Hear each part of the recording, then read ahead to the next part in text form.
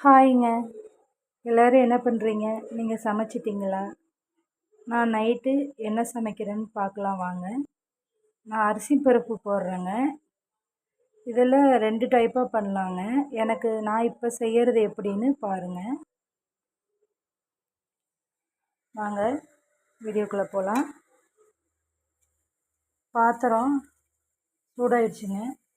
எண்ணெய் ஊற்றிக்கலாங்க. எண்ணெய் காயட்டுங்க.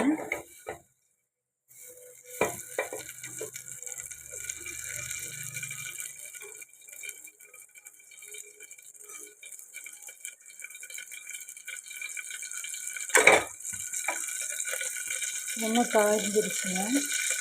இதில் கடுகும் சீரகமும் எடுத்து வச்சுருக்குறேங்க, போட்டுக்கலாம்.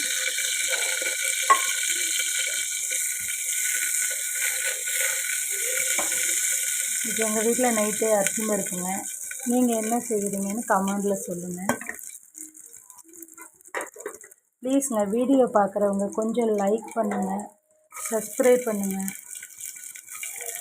கொஞ்சம் ஹெல்ப் பண்ணுங்கள்.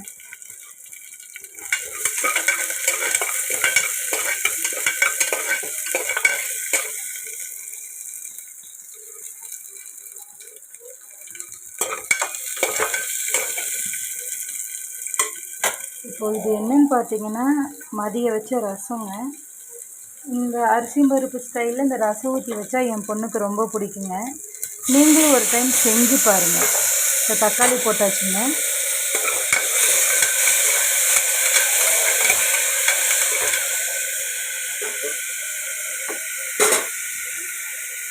தக்காளி வதங்கிறதுக்காக உப்பு போட்டுக்கலாங்க.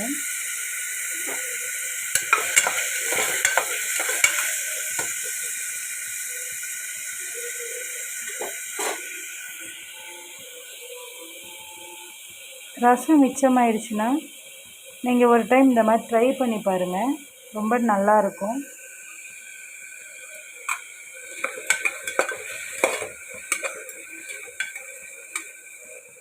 மதியம் வச்ச ரசம் தாங்க நைட்டு நான் செஞ்சிட்ருக்கிறேன்.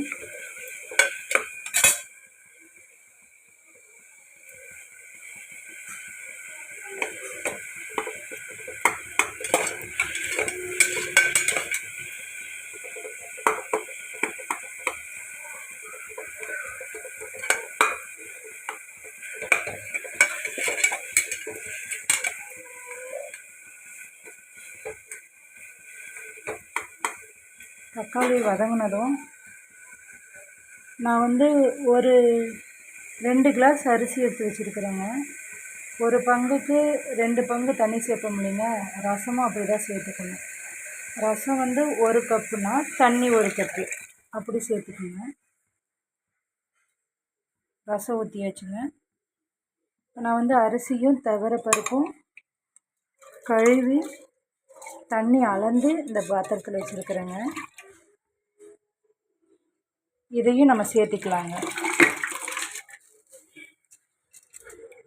ரசம் ஊற்றுனீங்கன்னா தண்ணி கம்மி பண்ணிக்கோங்க.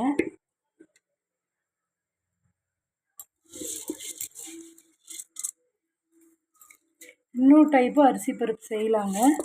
நான் ரசம் ஊற்றுனங்காட்டி இப்படி சிம்பிளாக செஞ்சுட்டேங்க.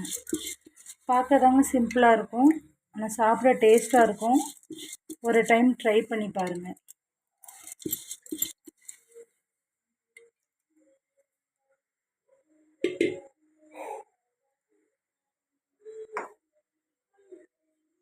தேவையான உப்பு சேர்த்திக்கலாங்க.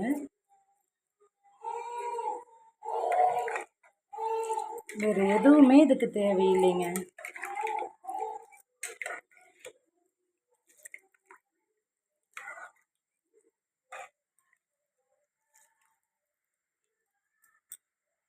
வெங்காயங்க 2 மிளகாய், தக்காளி மட்டும்தாங்க போட்டிருக்கிறேன். சீரகம் கடுகு வதக்கி விட்டு ரசம் ஊற்றிட்டு 1க்கு 2 பங்குங்க. 1 பங்கு ரசம்,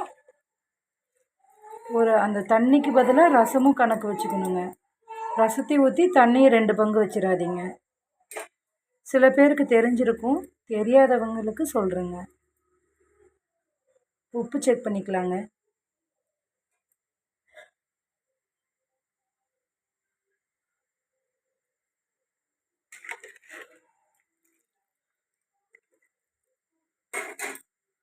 உப்பு கரெக்டாக இருக்குதுங்க. கொஞ்சம் போட்டுக்கோ. சரிங்க. 3 விசில் விட்டு சுட சுட சாப்பிடுங்க. கொத்தமல்லி தழை போட்டு செம டேஸ்ட்டாக இருக்குங்க.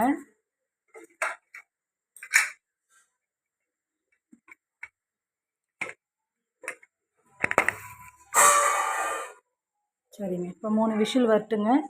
சூடாக எடுத்து சாப்பிட்லாங்க. சரிங்க. நாளைக்கு பார்ப்போங்க. பாய்ங்க.